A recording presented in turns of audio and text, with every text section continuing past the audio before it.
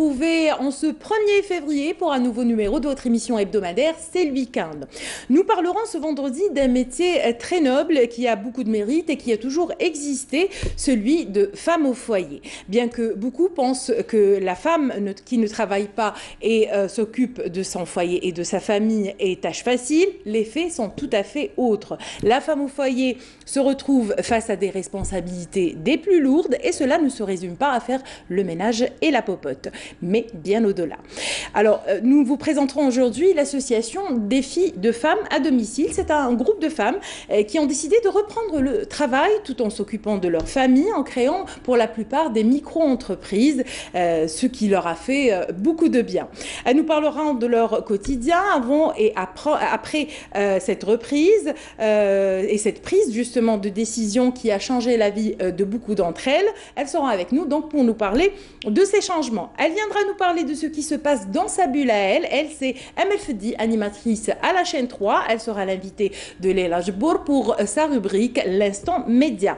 Le club des étudiants de l'ESA sera à l'honneur ce vendredi dans la rubrique de Boulevard donc des associations. Wahida Sherif Salem reçoit Tadlaoui, voilà, Tadlaoui Hanen, une de ses membres et organisatrice d'un concours qui aura donc lieu dans quelques jours. Les détails vous seront donc communiqués en deuxième partie de l'émission. Ceci dit, une petite précision, vous pouvez réagir avec nous en direct via notre page Facebook qui s'affiche donc en bas de votre écran pour donc vos interventions et vos questions à nos invités. Je vous retrouve juste après cette pause musicale avec les invités du premier plateau. À tout de suite.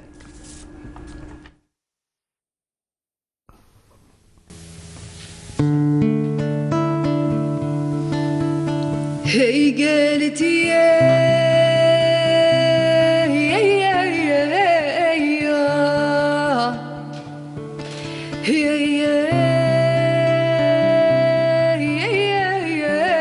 قلبي الابيض يا لمي ما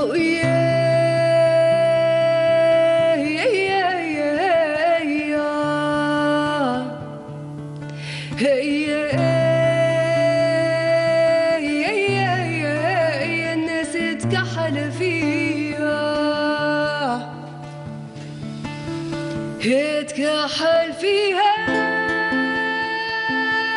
وغنى أنا فيها يا أنا ليها يا أنا ليها يردوا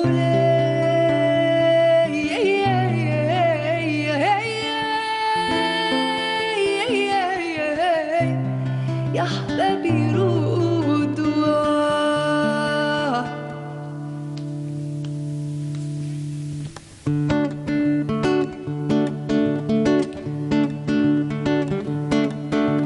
لالي لالي يما لالي ولالي لالي يما لالي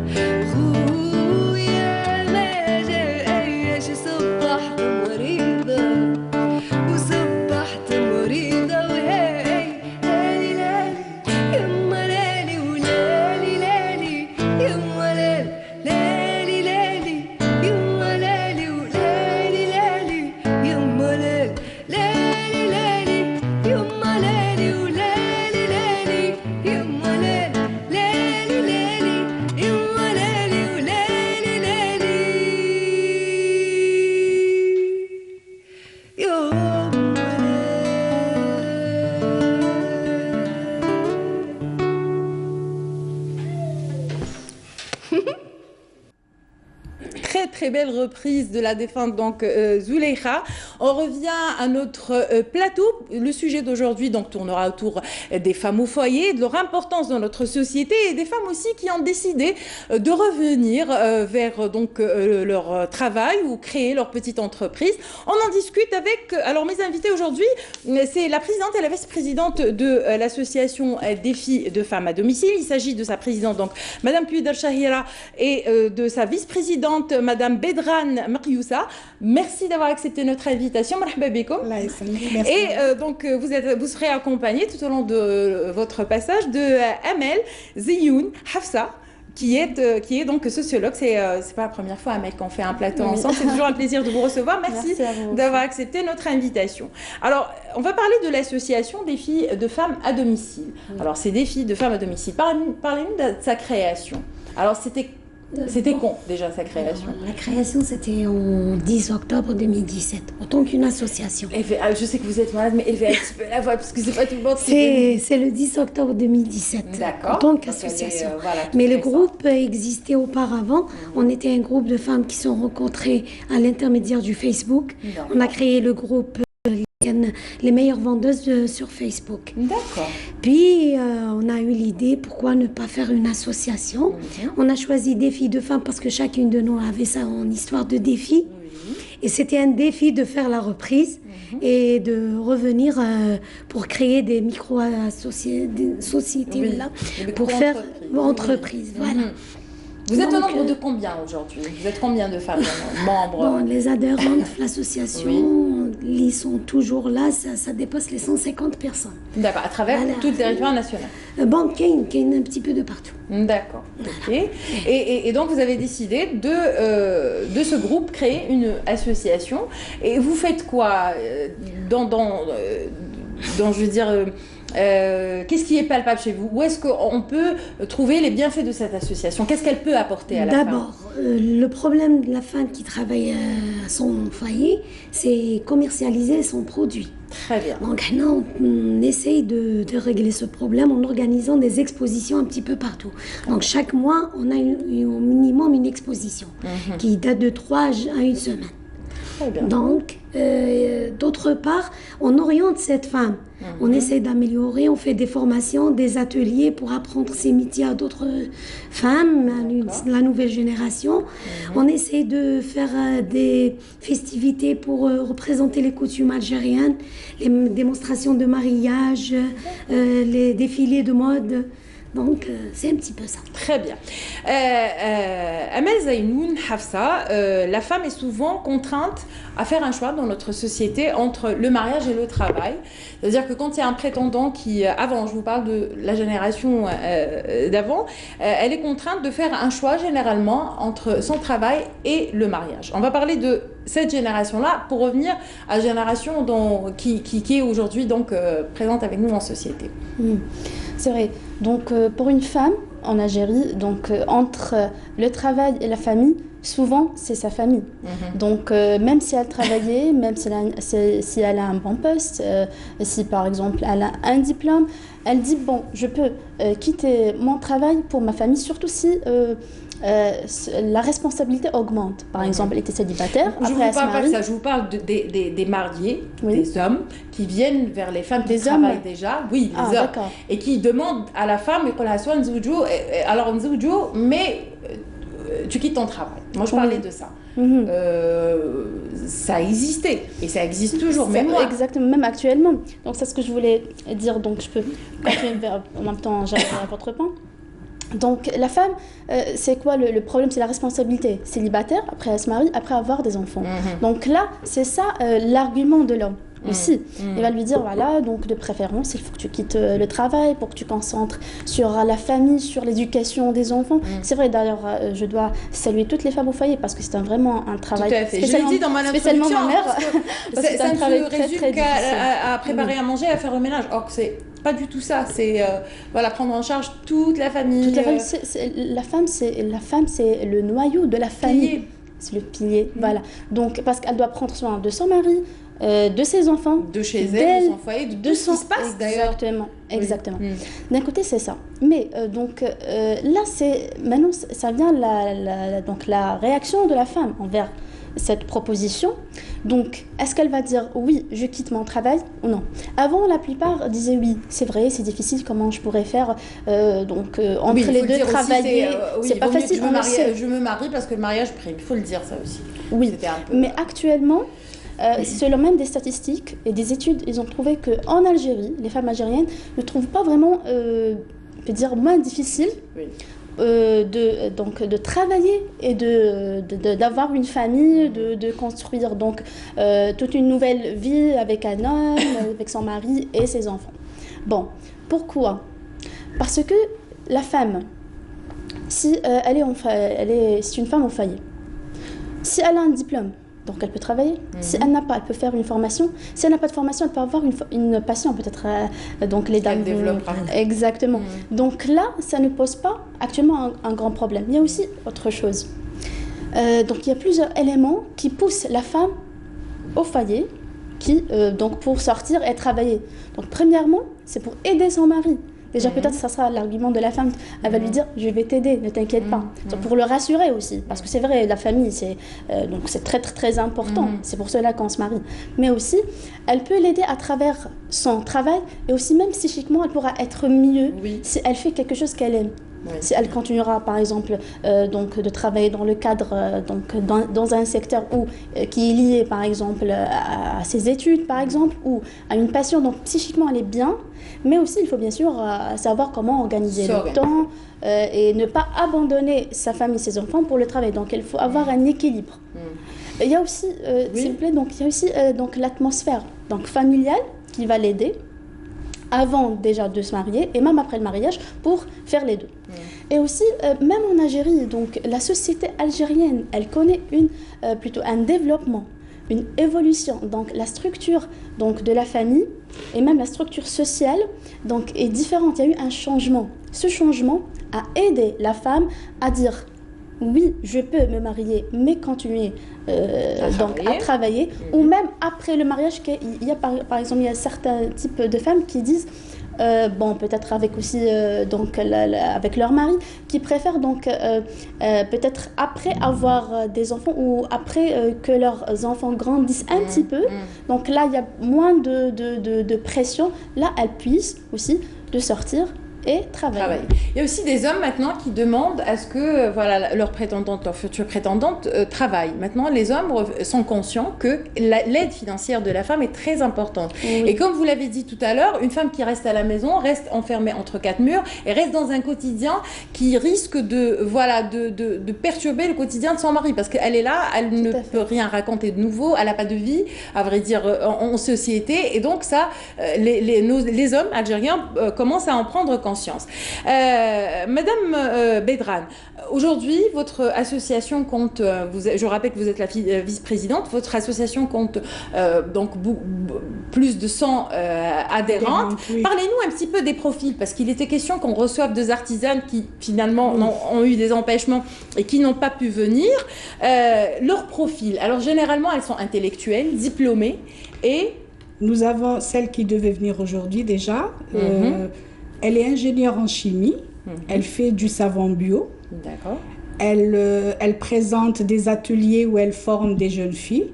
Elle donne des cours et elle fait des ateliers. Nous avons aussi un ingénieur en informatique qui nous fait les cartes. C'est une infographe. Et c'est elle qui s'occupe de tout, du site. Elle a des enfants en bas âge. Elle est à la maison, elle travaille chez elle. Elle prépare doctorat. Elle prépare en même temps son doctorat.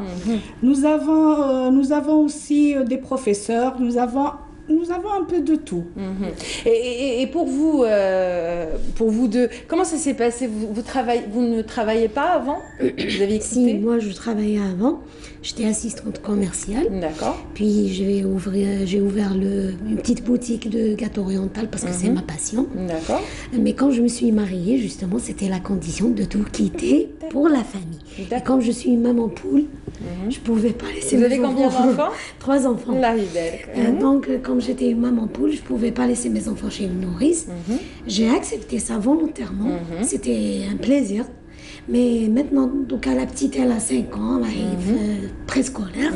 Donc j'ai pu me libérer et voilà, je me suis retrouvée. Et c'est un peu le cas de toutes les femmes qui sont adhérentes donc dans... Non, pas toutes. Est-ce qu'il y en a qui ont, après 20 ans, ont décidé de reprendre après 10 ans? Personnellement, c'est après 35 ans. D'accord, alors parlez-nous un petit peu. Ah mais c'est bien. Comment ça s'est passé pour vous? Vous êtes mariés, c'était une condition aussi de votre conjoint? Non, non, du tout. D'accord. Du tout. Une fois que j'ai eu mes enfants, j'ai eu quand même des propositions de travail. Mais avec les enfants à l'époque, c'était, il n'y avait pas autant de nourrices, et de crèches aussi. Oui, donc j'ai choisi de m'occuper de mes enfants. Surtout que mon mari, il a fait le sud. Donc j'étais seule, j'étais le papa et la maman en même temps. C'était pas facile, je vous le dis, c'était très difficile. Oui, j'imagine. Mais alhamdoulilah. Et après? Après, j'ai 4 enfants. Là, c'est le bec. Bon, alors quand la dernière, elle a commencé, elle était en terminale, là, je commençais à me sentir seule. La dernière était en terminale? Vous êtes jeune quand même. Votre aînée, elle est... 35 ans, mon aîné, c'est un garçon, 35 ans. Vous êtes mariée jeune alors? Oui, très jeune. Ah, d'accord, ok. Et ensuite, quand elle a eu son bac, là, auparavant, je faisais des petites bricoles. Bon, ça restait là, c'était pour offrir, c'était pour vous. Voilà. C'était un travail. Mais après, j'ai eu mes enfants, ils m'ont mis, c'est-à-dire là, devant le fait accompli, Facebook. Tout le monde est parti. C'était pas, tout le monde est parti. Maman, Facebook, regarde, c'était notre époque, ça n'existait pas. Oui.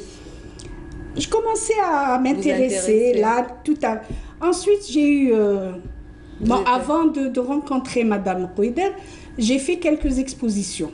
D'accord. Et vous êtes spécialiste en quoi exactement? Actuellement, je me suis spécialisée dans les articles bébés. Mais je suis de formation d'art traditionnel, tout ce qui est fetla, tout ce qui est broderie ancienne. D'accord. Ça, c'était quand j'étais jeune. Maintenant, comme j'ai commencé à faire des articles bébés, ça me plaisait. Ensuite, on m'a mis en contact avec Madame Cohider, on s'est rencontrés, on a discuté, elle m'a donné son point de vue de l'association. Là, je me suis intégrée, même pas une année, j'étais sa vice-présidente et voilà. Très bien. Amel Zainoun, la prise de décision de revenir comme ça vers le travail, ça peut... Alors, il y a plusieurs paramètres qui pourraient ne pas encourager la femme à le faire, dont l'entourage, qui voit mal. Je ne sais pas, je ne vous ai pas posé la question. La réaction de votre entourage? Personnellement, mon mari m'encourage tout le temps, mes enfants, mes amis, ma famille. Donc, c'était une décision qui a été bien acceptée, en fait. Oui. Et Madame Cuida, pareil? Oui. Puisqu'il est avec nous, l'association. Ah, très bien. Ça, c'est une bonne astuce. Ah, ça, c'est bien, ça. C'est, voilà, l'introduire. Et voilà, donc ça a été bien pris. Oui. Mais c'est une décision, Amel, qui reste quand même... pas facile. Oui, pas facile pour l'entourage et pour elle-même. Revenir au travail, se sentir utile, autre que, bien sûr, la maison. C'est important quand même comme décision, c'est pas rien. Parce que, généralement, la femme au foyer, que ce soit elle travaillait avant ou elle n'a jamais travaillé, souvent elle se sent marginalisée. Genre elle pense ou elle est sûre qu'elle a des capacités mais qui sont cachées. Elle veut montrer ses capacités. Donc elle veut se sentir productive aussi dans la société, dans ce monde, dans sa vie. Donc il y a pas seulement, elle n'est pas faite seulement pour éduquer les enfants et prendre soin de sa famille. Pourtant c'est un travail en soi. Très très important. Mais il faut aussi, pour elle, il faut qu'elle montre son identité. Donc là, elle commence à penser, à revenir, à travailler, qu'est-ce qu'elle veut, qu'est-ce qu'elle peut, que ce soit selon sa formation, selon ses passions, selon ses études, selon aussi donc l'emploi du temps, etc. Il y a beaucoup de choses. Donc là, la première chose qu'elle doit faire ou qu'elle pense à faire, c'est parler avec son mari. Donc il faut convaincre son mari et surtout le rassurer, lui dire que voilà, je ne vais pas abandonner parce que 35 ans rester à la maison, ou 20 ans, ou 10 ans, et du jour au lendemain, on a un emploi du temps. Une année, c'est pas facile pour le mari, parce qu'il s'habitue. C'est ça, au fait. Voilà, donc c'est toujours elle qui ramène les enfants. Oui, voilà. Tout est bien à la maison, mais maintenant, tiens, elle va sortir. Voilà. Donc comment il va se trouver c'est un changement aussi pour lui. Se retrouver. Enfin, pour l'entourage, pour les enfants aussi, qui ont l'habitude de retrouver maman à la maison, sauf que maman, elle a des trucs à faire, et qu'elle reviendra tout à l'heure. Ça, c'est... la petite, par exemple, malgré qu'elle a 20 ans, temps en temps me dire, maman, tu n'étais pas là toute la journée, où est-ce que tu étais? Donc, elle me fait tout le temps, pas tout le temps, mais elle me fait de temps en temps des petits reproches. D'autant plus que vous avez vécu beaucoup plus avec... vous étiez à la maison quand il y avait ses frères et sœurs, et qu'elle, peut-être, elle se sent, voilà, par rapport à eux... Non, même les grands, des fois, ils m'appellent... le samedi, on ne t'a pas vu, où est-ce que tu étais? D'accord. Donc ça crée une différence. C'est pour cela que généralement au début, quand elle cherche un travail, donc je pense qu'elle préfère de trouver un poste de travail qui respecte par exemple son emploi du temps. Donc, voilà, pour ne pas avoir un problème. Parce que soit c'est à mi-temps ou par exemple elle travaille à la maison. En même temps, elle fait par exemple la commercialisation. D'où le défi. Justement, on a respecté ça parce que arracher la maman carrément de la maison, ça va devenir difficile. Surtout qu'on a fait la création des micro-entreprises chez elle. Oui. Où on essaye de faire des expositions, par exemple 3 jours ou là une semaine juste par mois, pour laisser le temps d'être avec sa famille en parallèle, elle fait ce qu'elle veut. C'est un équilibre, on a besoin de ce petit espace. Ça fait un équilibre le week-end. D'accord, donc ça les arrange plus le week-end. Et donc, en fonction de ça, on essaye de l'arranger tout le monde. Voilà. Parfois, c'est même l'endroit où elle travaille. Donc elle cherche un endroit de travail, même si c'est pas quelque chose par exemple d'artisanat, c'est juste par exemple un poste dans une entreprise, elle préfère de travailler dans un endroit qui est près de chez elle. Ou par exemple à midi, même elle, j'imagine que même vous, ça vous rassure aussi d'être à côté vraiment de vos foyers et de ne pas trop s'éloigner, parce que même pour vous, c'est... Au début, c'était difficile. Malgré qu'ils sont grands, c'était le téléphone tout le temps. Qu'est-ce que vous faites? Qu'est-ce que vous avez fait? Où est-ce que vous allez? C'était pas facile, hein, franchement. 35 ans. Voilà, c'est un changement quand même qui est... Mais bravo, moi je salue votre courage parce que des filles de femmes à domicile, moi j'ai apprécié parce qu'on redonne une seconde vie à la femme, on redonne une autre chance pas de s'exprimer, mais de s'affirmer, comme l'a dit Amel tout à l'heure, c'est une identité à part entière. Je suis utile en société tout comme je le suis à la maison, n'est-ce pas Amel? Oui, mais il faut aussi parler d'un point. Oui. On a parlé de la famille, donc la réalité de sa famille, donc son mari surtout, etc., ses enfants. Les premiers concernés? Bien sûr. Mais après, même si elle sort, elle va rencontrer, donc après toute une période à la maison, donc elle va rencontrer donc un nouveau monde, on peut dire. Elle va rencontrer beaucoup de personnes parce qu'elle va pas travailler tout seul, il y aura d'autres personnes avec elle. Donc c'est la société là. Donc ça, la société aussi, parfois le regard de la société. Au début, elle était donc, comme j'ai dit tout à l'heure, un petit peu, elle se sent marginalisée. Donc les gens vont dire elle est à la maison, donc elle va rien faire. Mais non, pour elle, donc elle va ça la valorise. Mais parfois, c'est le contraire. Donc, pourquoi elle a quitté sa maison? Elle était bien dans sa maison. Elle était bien avec son mari. Pourquoi elle sort? Donc, parfois, il y a ces deux réactions de la part de la société. Donc, elle doit aussi être... faire un travail sur elle-même et voilà. Se préparer. Vous avez déjà eu ça? Dans l'association, peut-être pas vous, mais les gens, est-ce qu'ils ont dit à un moment ça m'est arrivé dans une exposition où il y a un homme qui est venu, il a bien demandé... sûr, il faut qu'il la ramène, sinon ce serait pas normal, les hommes. Il a demandé c'est quoi le concept de l'association. Ah, voilà. Voilà, mais c'est pas tout le monde qui accepte ça. Mais justement, je respecte la femme au foyer, je respecte ce monde. Je veux juste lui donner une petite chance de se retrouver, de trouver son équilibre. C'est tout simplement ça. Oui, le regard c'est vrai qu'on avait omis ce point, mais vous avez bien fait de le rappeler. C'est vrai que le regard de la société, quoi qu'on fasse, de toute façon, donc autant se faire plaisir et travailler. Justement, d'une autre part, au début, quand elle sort, même si c'est une ingénieure, même si c'est une... Oui, et en plus on a ce truc-là, alors que oui, la maison, c'est un travail, je veux dire, à part entière, mais c'est un travail. On se retrouve beaucoup plus fatigué à faire le travail étant à la maison que de le faire à l'extérieur, parce qu'il y a les déplacements, et aller chercher les enfants de l'école, faire les courses, le ménage qui n'en finit pas, leurs problèmes, parce qu'on se retrouve aussi psychologue, médecin, en même temps infirmier, c'est beaucoup de métiers en même temps. Enseignante aussi. Pour les enfants. Alors là, enseignante, c'est vrai que oui, c'est vrai. C'est pas facile, Mais il faut dire que si une femme Donc si elle veut vraiment travailler, vraiment elle veut ça, donc c'est pas seulement pour, par exemple, aider son mari, etc. Donc si elle le veut réellement et elle va le faire, donc psychiquement elle va être Elle mieux. sera pas, oui. Et elle sera bien, comme ça, avec son mari, avec ses Tout à enfants, fait. avec elle-même. Parce que si on est bien déjà de façon générale, C'est si on clair, est bien ça se avec répercute nous-mêmes, sur toute la famille. Et ça se exactement, voit, il y aura les moins de résultats stress, se- il y aura moins de pression. Oui. Mais en respectant quelques conditions, c'est par exemple l'organisation du temps, c'est que ne pas abandonner surtout les enfants parce que c'est pas facile avec, surtout s'ils sont par exemple. Oh, même quand ils sont grands. C'est, voilà, Surtout plus les adolescents.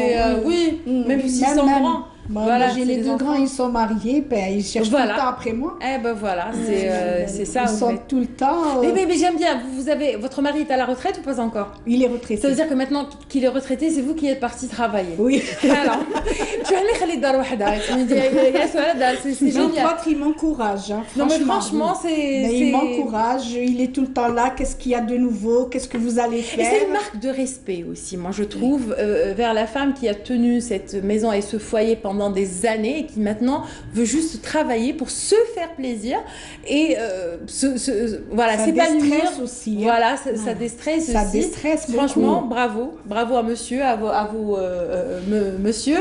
Bon, enfin, non, je vais pas dire, c'est un secret. Merci beaucoup, en Merci tout cas, à vous. mesdames, d'avoir été parmi nous. Je salue vos courage, je salue Merci. votre association avec tous ses membres, tous ces femmes de défis à domicile. On l'a tout à l'heure, c'est une page Facebook sur laquelle donc, vous êtes très réactifs, vous répondez aux gens donc, qui s'adressent à vous. Mais Zainou, c'est toujours un plaisir de vous recevoir. Je vous dis à bientôt. Vous êtes là. Vous faites partie intégrante de ces week-ends. Restez avec nous, vous qui nous regardez, pour retrouver bien sûr Leila Djoubouri et Wahida Cherif Salem pour leur rubrique, juste après ceci. Voilà, nous sommes de retour et les filles sont là avec leurs invités. Mais avant, Wahida Cherif Salem, pendant qu'elle était en coulisses, comme c'est elle et Leila qui supervisent le site Facebook, il y a une fille, enfin une dame qui nous a envoyé, bonjour, qui nous a envoyé un message concernant justement le premier plateau de l'émission que donc Wahida va nous lire. Elle s'appelle Neylabi sur Facebook. Elle nous a dit bonjour, félicitations pour ce sujet. Je suis diplômée avec 15 ans d'expérience dans le tourisme.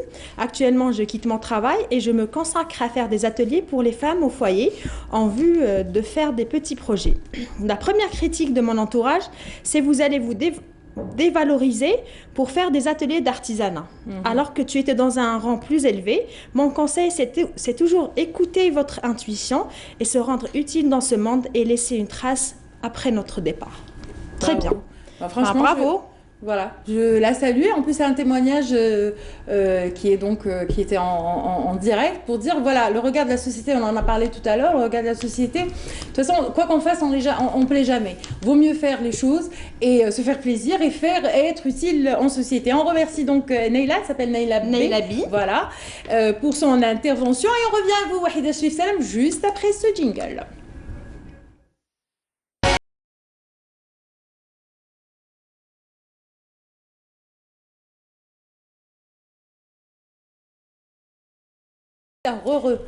Bonjour Wafa, bonjour les filles, on a un plateau féminin aujourd'hui, ça va, vous allez bien? Donc aujourd'hui j'ai l'honneur de recevoir Hanan Tadlaoui. Bonjour Hanan. Hanan qui est étudiante à l'ESA, elle fait partie du club d'étudiants de l'école supérieure algérienne des affaires qui organise pour la première fois une compétition entre les écoles supérieures. Donc, bonjour. Merci pour votre invitation. Avec plaisir. Donc la Schools Business Cup, c'est le premier événement de ce genre. Donc ça va regrouper toutes les écoles supérieures d'Alger et ses environs.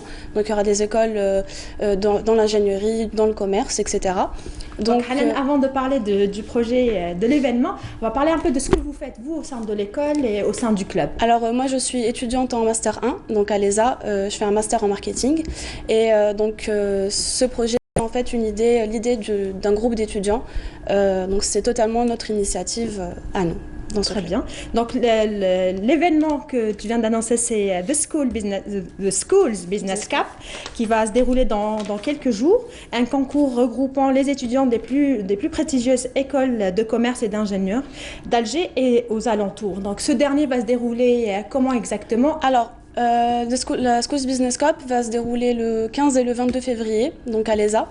Ça va se dérouler donc sur 2 jours. Le premier jour, ça sera, il y aura un premier tour où ça sera des questions de logique, de culture générale. Il y aura plusieurs thèmes en fait. Donc les écoles ont déjà été sélectionnées, les équipes aussi. Et donc il y aura un tirage au sort qui se fera pour sélectionner les équipes. Il y aura un huissier de justice qui sera présent. Donc ça c'est pour le premier tour. Et le second tour c'est des questions plus difficiles en fait, de logique, de calcul, etc. On va aller étape par étape pour qu'on puisse faire comprendre le concept de l'événement à nos spectateurs. Donc Hanan, dites-moi quels sont les objectifs de cet événement. Alors pourquoi les étudiants ont pris cette initiative d'organiser un événement, un concours entre les écoles? Donc les objectifs de la Schools Business Cup seraient de déjà tisser des liens entre les étudiants de toutes les écoles, de nous regrouper tous le même jour, d'initier aussi les étudiants à l'esprit d'entrepreneuriat, à l'esprit de compétition et l'esprit d'équipe. Aussi d'agrandir le réseau de networking, parce que grâce à la Schools Business Cup, ils seront vraiment face à des professionnels, à des gens de l'entreprise, etc. Donc ça sera un plus pour eux d'agrandir le réseau pour plus tard, et aussi de mettre en avant l'importance de la culture dans le parcours scientifique d'un étudiant. Voilà, moi c'est ce qui m'a attirée justement. J'aimerais bien qu'on s'arrête par rapport à cet objectif que je trouve très important. L'importance de la culture dans les études scientifiques, Wafa. Donc on a tendance à oublier ce détail qui est vraiment important. Donc ça j'aime bien. Donc vous pouvez nous parler. Mélanger les deux, parce qu'en fait quand on a l'impression d'être plutôt dans le côté mathématique, calcul et tout ça, on oublie qu'on n'a rien à voir avec la culture, or que vous l'avez très bien introduit. Voilà. C'est une idée. On oublie que c'est très important qu'une personne, quel que soit son domaine de formation et quel que soit son cursus, doit avoir quand même une certaine base en culture générale, connaître beaucoup déjà de langues, sur l'histoire, sur la géographie, etc. C'est très important quel que soit le domaine. Donc on a essayé de mettre ça en avant et aussi mettre en avant l'entrepreneuriat qui est très important. Très bien. Et vous avez combien d'écoles qui vont participer? Il y aura 12 écoles. Une grande liste. Oui, il y aura 12 écoles. Notamment, il y aura le ANSM, l'école polytechnique d'Alger, l'ESI, l'IMA. Voilà, donc il y en aura plusieurs dans différents domaines. Très bien. Quand même, ils ont réussi à regrouper plus de 12 écoles, ce qui est extraordinaire. On aimerait aussi, pour les éditions prochaines, qu'il y ait plus d'écoles, aussi intégrer les universités, parce que là c'est juste des écoles, mais on aimerait aussi que les universités soient incluses. Et pour faire parler de votre événement, vous avez fait comment? C'était via Facebook? Alors, on a vous êtes partis toquer aux portes? Non, on a tous, on est un groupe d'étudiants, on a des contacts avec les BDE de chaque école, on connaît tous des étudiants dans toutes les écoles, donc on a contacté les étudiants directement. Et aussi, pour se faire connaître, on a une page Facebook qui est Schools Business Cup et on a un compte Instagram qui est @SchoolsBusinessCup. Voilà. Très bien. Et comment va se dérouler la compétition? En fait, il faut vraiment nous expliquer étape par étape, brièvement. Voilà, alors ça se déroulera sur 2 jours. Donc le premier jour, il y a 2 tours et le deuxième jour, il y aura la finale. Donc le premier tour, il y aura un tirage au sort pour sélectionner quelle équipe sera contre quelle équipe. Ça sera fait par un huissier de justice. Donc le premier tour, c'est une série de questions de logique, il y aura différents thèmes en fait, musique, sport, etc. Suite à ça, il y a 4 équipes qui vont se qualifier au second tour, donc ça se déroulera l'après-midi, où là ça sera des questions un peu plus difficiles, un peu plus corsées. Il y aura des questions de logique, de culture, de logique, de réflexion. Donc calcul aussi, voilà. Donc ça sera plus difficile et il y aura 2 équipes qui se qualifieront à la finale. Donc le premier jour, en fin de journée, il y aura une allocution de Monsieur l'ambassadeur de France, Monsieur Xavier Driancourt, et Monsieur Nessim Belouar, qui parleront de l'entrepreneuriat et de son importance au sein de l'économie algérienne. Et aussi donneront des conseils pour les 2 équipes qui se qualifient à la finale. Et ensuite, le 22 février se déroulera la finale, où les étudiants pourront présenter leur projet de start-up qui répondra à une problématique qui a été posée par nos jurys. Donc les jurys seront des coachs en entrepreneuriat, des gens d'entreprise, des professionnels du domaine. Donc ils devront répondre à une problématique qui en fait sera autour d'un problème actuel que rencontre l'Algérie actuellement. Donc voilà, ils devront répondre à ça et l'équipe gagnante désignée par le jury. J'allais vous le dire. Certainement quelque chose à gagner. Il y a des choses à la clé. Ils auront une incubation au Cyberpark de Sidi Abdallah. C'est très bien. Voilà, ils auront grâce à nos sponsors des formations en langue, etc. Et ils auront des smartphones à gagner. Donc les récompenses, c'est à partir du second tour. Donc déjà, les les écoles qui se qualifient au second tour pourront avoir des récompenses. Très bien, c'est parfait. Bah écoutez, je vous dis bon courage. Est-ce que les portes sont ouvertes pour le grand public ou bien... Oui, bien sûr. Donc toute personne qui souhaite venir assister est la bienvenue, que ce soit le 15 ou le 22. On va lancer un formulaire d'inscription sur notre page Facebook pour quand même éviter qu'il y ait beaucoup trop de monde. Voilà, donc ça se déroulera à l'ESA. C'est le 15 février et le 22 février à partir de 10h. Très bien, parfait. Voilà. Bah, rendez-vous noté. Merci. Je vous dis bon courage et Merci beaucoup. je viendrai faire un tour pour voir comment ça se déroule. C'est pour ça qu'on t'est. Hein. Vous êtes les bienvenus. Elle viendra, Wahida se déplacera. Vous êtes les bienvenus. Donc on passe à la deuxième rubrique. Vous le savez, c'est celle de Leila Djibour, l'instant média. Aujourd'hui, elle invite quelqu'un qui a l'habitude de mettre les gens dans leur bulle. Aujourd'hui, on va voir ce qui se passe dans sa bulle à elle, à Amel Feddi. Oh, j'ai dit, j'aurais pas dû.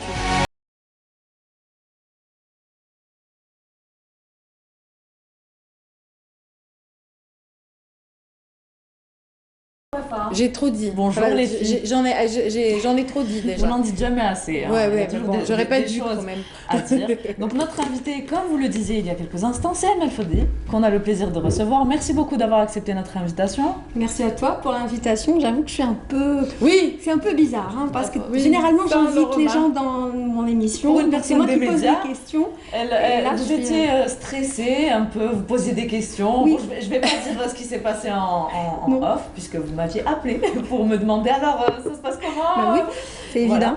évident. Et vous êtes là, donc on va découvrir un peu votre univers puisque c'est votre mission à vous, à travers vos émissions, notamment Dans ma bulle. Et vous êtes une personnalité de la radio.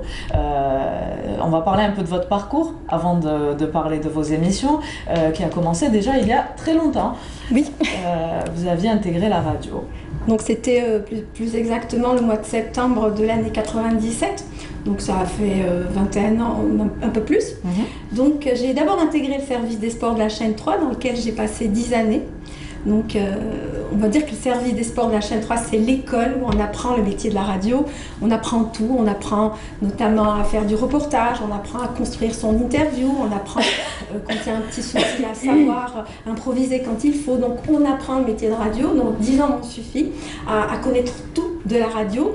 Et ensuite, quand j'ai rencontré celui qui allait devenir l'homme de ma vie, j'avais donc avec lui décidé de rejoindre la production de la chaîne 3. Donc j'y suis depuis 2007. Et vous avez précédé donc ma question. Alors, vous faites découvrir le monde caché des artistes. Alors, il y a différents profils que vous abordez.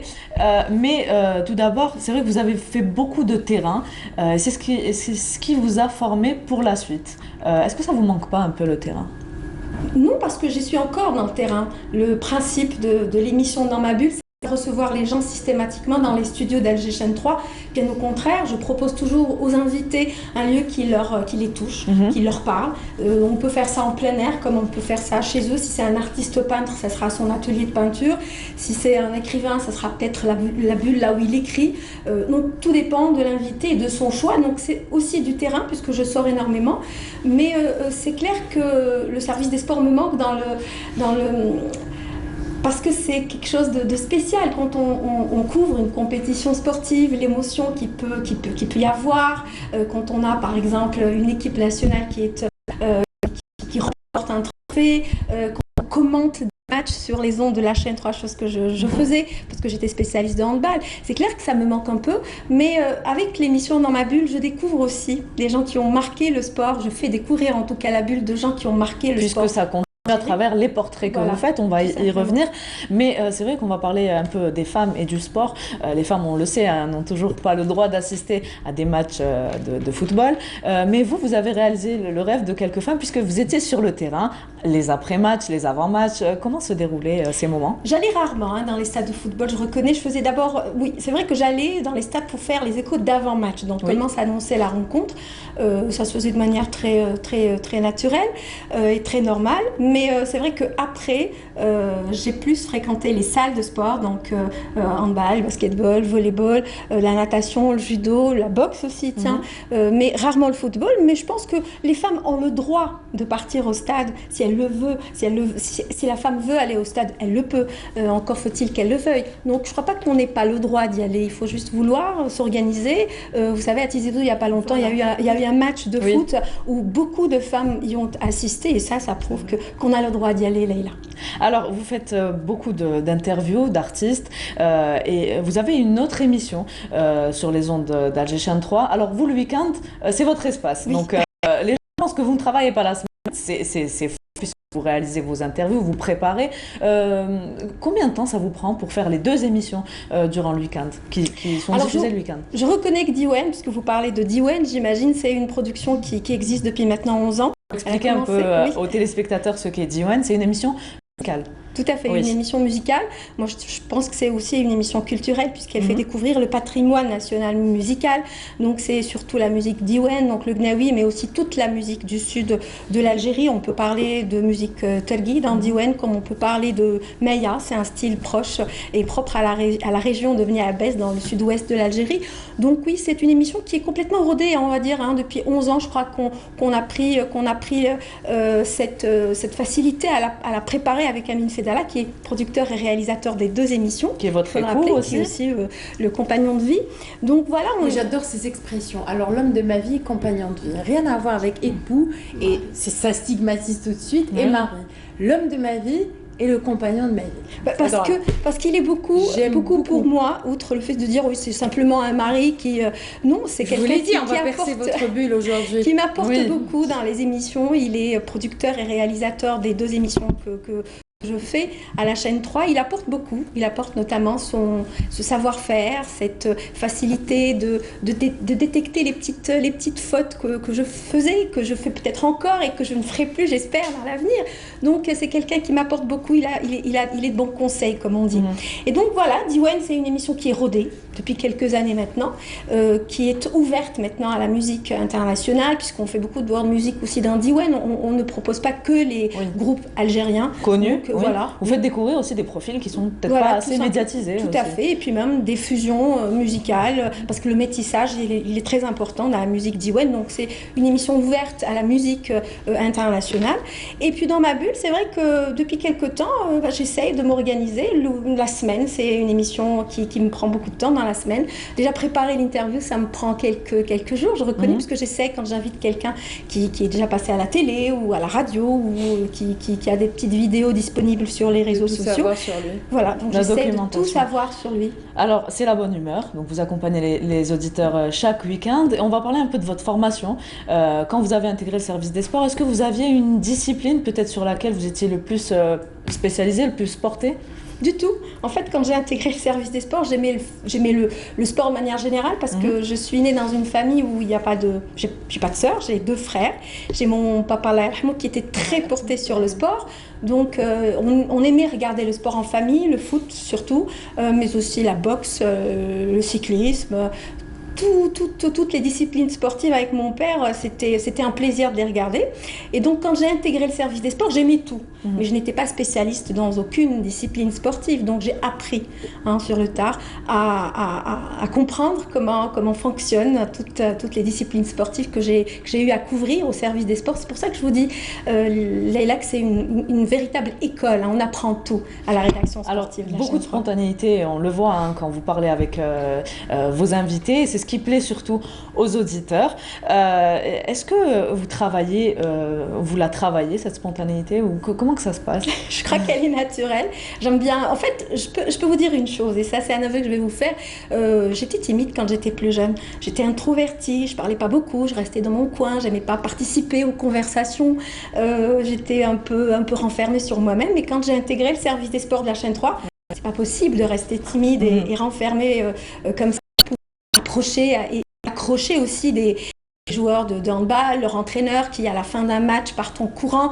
Donc voilà, il faut essayer de s'ouvrir un peu plus, et c'est, je le reconnais, grâce aux 10 années passées au service des sports, que j'ai pu être, peut-être que j'ai acquis cette manière d'être. Alors j'ai un peu une question pour tout le monde sur le plateau, puisqu'on est dans les médias. Qu'est-ce qui a marqué un peu, qu'est-ce qui vous a marqué cette semaine, peut-être médiatiquement parlant, ou le mois? Qu'est-ce qui vous a marqué durant le mois, Amel Foudé, si vous aviez un événement? Ou alors un invité qui vous a marqué un invité plus qu'un autre? Oui, un invité, peut-être, enfin peut-être l'émission Dans ma bulle, parce que c'est ma bulle à moi et c'est surtout celle de mes invités. Eh bien, c'est l'invité de demain que vous pourrez voir que vous pourrez écouter. Sur les ondes d'Alger Donc c'est à 103. partir de 9h. Oui, c'est à partir de 9h. Je reçois votre collègue de Canal Algérie, Nordine Hani. Donc ça a été spécial pour moi et pour lui parce qu'on a longtemps travaillé ensemble. Il était consultant de handball au service des sports et moi j'étais spécialiste de la petite balle. Donc on s'est retrouvés l'espace d'une émission. Ça a été très sympathique. Voilà. Alors merci beaucoup Amel Fodli d'avoir répondu à notre invitation et vous continuerez bien sûr de divertir et d'informer les auditeurs dans la bonne humeur. Et de nous avoir laissé pénétrer votre bulle parce que quand on entend des gens de la chaîne 3 ou d'une autre radio, on ne connaît pas forcément leur visage ou alors leur façon d'être ou là c'est en marge d'eux. Et merci encore de nous avoir donc permis de connaître Amel Fodli en émission C'est ma bulle davantage parce que déjà connu. Merci Wahida. À la semaine prochaine. Merci Leïla. Bon courage à vous. Bah écoutez, bonne continuation, très très bonne initiative. J'espère que il y aura d'autres débouchés sur l'événement. Quant à vous, je vous remercie de nous avoir suivis. Je vous retrouve comme d'habitude, si tout va bien, vendredi prochain à partir de 15h. D'ici là, portez-vous bien et excellente semaine à tous. Au revoir.